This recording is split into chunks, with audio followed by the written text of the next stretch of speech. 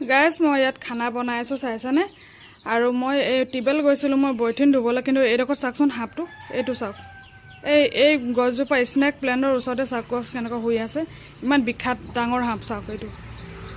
একদম আমাৰ এইটো বহুত ডাঙৰ সমস্যা হৈ গৈছে চাওকচোন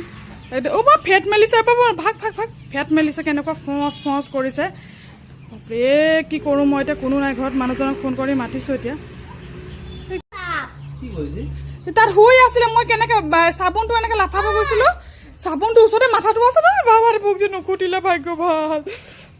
কেনেকৈ কৰিব তাকে কেনেকৈ হেৰি কৰিব খেদিব চাওকচোন কেনেকৈ লৰি আছে সাপটো বাপৰে